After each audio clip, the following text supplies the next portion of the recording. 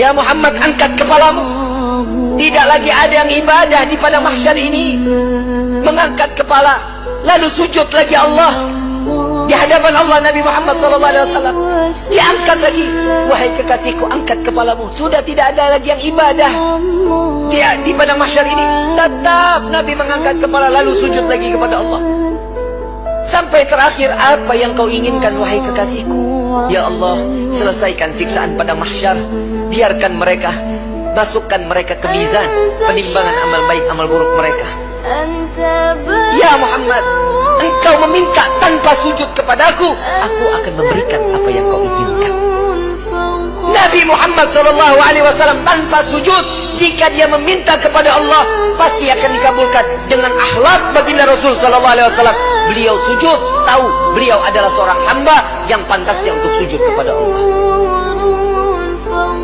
Dia adalah Nabi SAW. Tatkala mereka datang bersama dengan Nabi, ya Rasulullah, mintalah permohonan kepada Allah. Apa jawaban Nabi? Analaha, analaha, analaha. Aku yang dapat menolong kalian. Aku yang akan memberikan syafaat kepada kalian. Aku yang akan membebaskan kalian dari siksaan padang mahsyar di hari ini. Saat dia meminta selesai padang mahsyar, masuk mereka semua ke mizan. Sampai di mizan, Nabi berdiri di depan mizan, melihat rombongan daripada umatnya. Saat beliau dalam keadaan dosa yang begitu besar, Nabi sujud kembali di hadapan Allah. Ya Rabb, doa baginda Rasul SAW, ya Allah, ringankan beban dosa umatku, beratkan pahala mereka, ampuni dosa mereka ya Allah.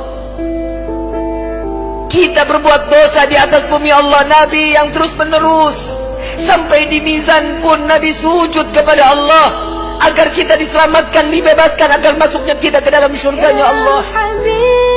Setelah mizan, Nabi SAW berdiri lagi di sirat. Saat dimana jembatan tersebut, satu helai rambut dibelah menjadi 7, tajamnya luar biasa. Di bawahnya neraka jahanam. Nabi menunggu sampai ada umat yang ingin tergelincir, dipegang oleh Nabi, dituntun sampai di ujung daripada jembatan tersebut. Nabi menjaga umat sampai saat di dalam surga kelak, Nabi berdiri di depan pintu surga, tidak masuk ke dalam pintu surga, menunggu satu persatu agar masuk, mereka dimasuk ke dalam surga. Sampai di dalam riwayat Siti Fatimah bertanya, ya Rasulullah, untuk apa kau berdiri di depan pintu surga? Aku menunggu umatku. Jika satu yang tertinggal belum masuk ke dalam surga, maka aku tidak akan pernah masuk ke dalam surganya Allah.